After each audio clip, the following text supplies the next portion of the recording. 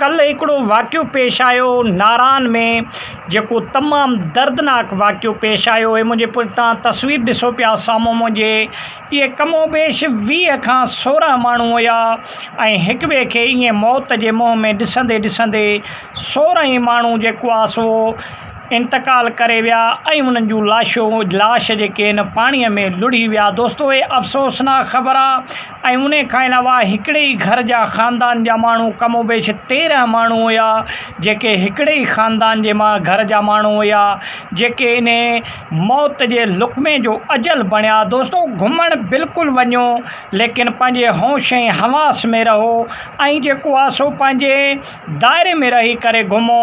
मौत कहिड़े टाइम बि तव्हांखे दस्तख़त ॾेई थो सघे।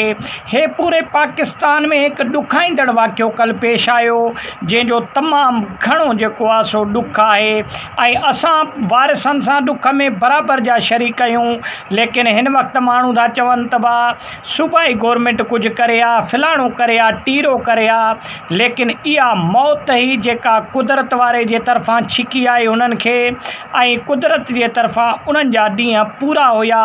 लेकिन हे जेको मौत थियो, इहो तमामु दर्दनाक मौत थियो, जंहिंजी जेतिरी बि माना मज़म्मत कजे उहो कमु आहे। त दोस्तो, वॾी महिरबानी, उमेदु आहे त वीडियो तव्हां